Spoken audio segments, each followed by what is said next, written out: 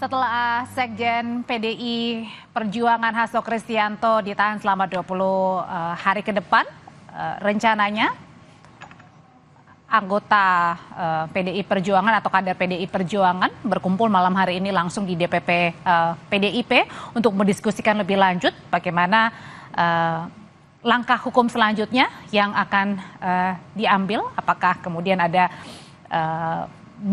bantuan hukum yang akan juga diberikan lebih lanjut lagi dari PDI Perjuangan yang menaungi kader atau partai dari Hasto Kristianto, termasuk juga mungkin apakah ada PLT begitu ya untuk menggantikan Hasto Kristianto sebagai Sekretaris Jenderal PDI Perjuangan, karena peran dari Sekjen PDIP ini memegang peranan penting.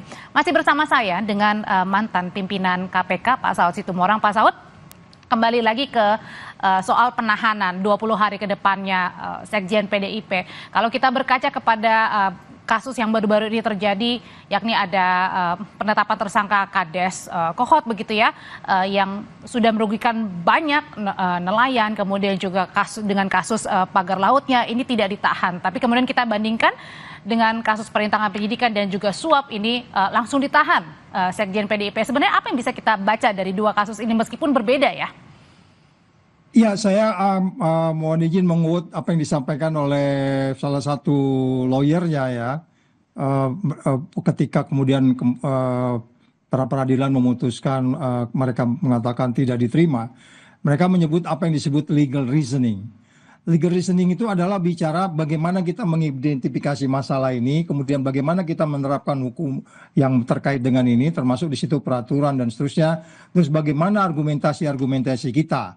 Sehingga kemudian kalau dari situ kita lakukan legal reasoningnya, kemudian kita penyidik menyimpulkan harus menahan atau tidak, kalau logikanya muncul, saya pikir mereka tidak menahan gitu. Ini pandangan saya pribadi dalam mengutip dari apa yang disampaikan oleh lawyer ketika itu bicara legal reasoning. Jadi legal reasoning ini adalah di situ adalah bagaimana kita menerapkan hukum secara overall dan dengan argumentasi logika nalar dan yang kuat sehingga kita menyimpulkan dia harus ditahan atau tidak.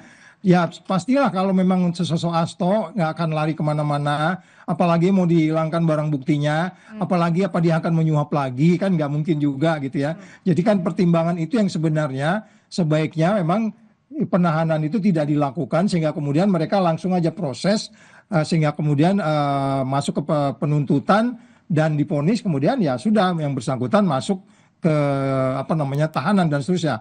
Nah ini kita tunggu aja bagaimana para lawyer daripada Hasto ini untuk kemudian meyakinkan legal reasoning ini untuk kemudian bisa diterima sehingga kemudian penahanan ditangguhkan dan seterusnya.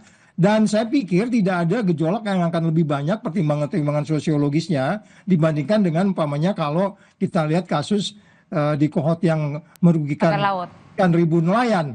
Jangankan 1.000, satu nelayan aja yang tersiksa hidupnya karena pagar itu juga sebenarnya itu suatu harus diambil tindakan yang lebih karena itu menyangkut masyarakat di bawah yang lebih tegas. Jadi lagi-lagi memang bagaimana sebenarnya diskurs ini, diskusi ini, argumentasi logika nalar ini untuk kemudian dibawa ke depan publik untuk mendiskusikan, sehingga saya pikir ini menarik case ini untuk kemudian nanti suatu saat dieksaminasi case ini. Nah ini eksaminasinya mulai dari proses awal sampai akhir sampai vonis nanti, sehingga ini pembelajaran bagi kita secara keseluruhan bahwa sebenarnya beginilah kita menjalankan hukum, beginilah kalau kemudian penindakan terhadap undang-undang KPK dan seperti itu, dan kemudian bagaimana proses sustainability kita memberantas korupsi dan seterusnya. Ini menjadi satu studi kasus yang menarik sebenarnya gitu Mbak. Tapi dari kasus yang sekarang ini penahanan Sekjen PDIP, kalau yang diterima pesannya dari publik adalah oke, apakah ini membuktikan bahwa KPK gercep nih dengan kepemimpinannya sekarang atau ada pandangan lainnya?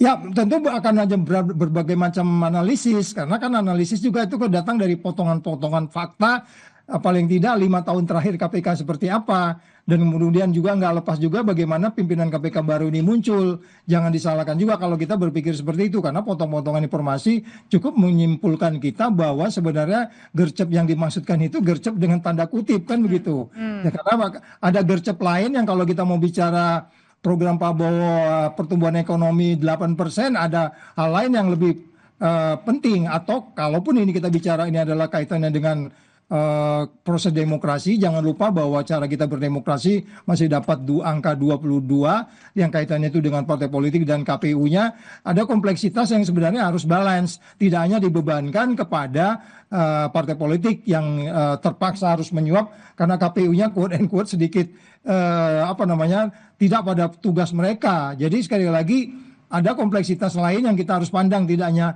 dari sisi Hasto memberikan sesuatu kepada penyelenggara, tetapi juga secara keseluruhan bagaimana negeri kita bisa menyelesaikan persoalan-persoalan yang simpel menjadi sederhana atau yang ruwet menjadi lebih simpel. Ini kan pekerjaan kita bersama ke depan. Dan sebenarnya juga penilaian untuk KPK juga masih terlalu sangat singkat sekali ya kalau misalnya kemudian tadi gercepnya ya, karena masih lama juga ya. Apakah juga setelah ini akankah ada kasus-kasus lain juga yang diungkap secara gercep juga begitu ya, Pak Saud ya, tidak hanya melibatkan yang sekarang ini? Ya tentu begitu, karena kalau kita lihat ini kasus kan sudah hampir berapa 5 tahun ya, sudah 5 tahun ya. Dengan tempo yang sangat singkat ini kemudian itu menjadi prioritas, bisa jadi menjadi prioritas, tapi logika kita kan menunjukkan ada hal-hal lain yang sebenarnya lebih priority dari sekedar kasus Hasto yang sebenarnya itu bisa jadi tidak main course lah di KPK sendiri. Ada main course besar yang dikaitkan dengan umpamanya potensi kemungkinan atau hal-hal yang lain sudah di KPK. Dalam saat ini ada ribuan surat, saya yakin di sana ada ribuan masalah yang mereka harus dalami, yang prioritas dalam kaitan 5 tahun ke depan. Dari sekedar peristiwa kemarin yang sudah terjadi, walaupun ada carut marut yang dalam kaitan ini yang melarikan diri, dan itu kan nggak terlepas dari kepemimpinan KPK waktu itu. Artinya yang saya bilang berulang-ulang, kalau ini kasus dan dilakukan, Hasto sudah di luar. Karena bagaimanapun yang memberikan itu akan lebih ringan daripada yang menerima. Hasto kan memberi ini, dia akan dihukum pasti lebih ringan, logikanya begitu di hukumnya, gitu Mbak. Oke, mantan pimpinan KPK Pak Saud Situmorang, terima kasih sudah berbagi pandangan banyak terkait dengan penahanan Sekjen PDIP Hasto Kristianto malam hari ini. Selamat malam Pak Saud. Malam. Saudara, tetaplah bersama kami di Kompas TV karena nanti pada saat jam 8 malam rencananya juga akan ada konferensi pers langsung dari DPP PDI Perjuangan berkaitan dengan penahanan Sekjen PDIP Hasto Kristianto. Saya Audrey Chandra pamit, terima kasih Anda sudah bersama kami menyaksikan Breaking News Kompas TV.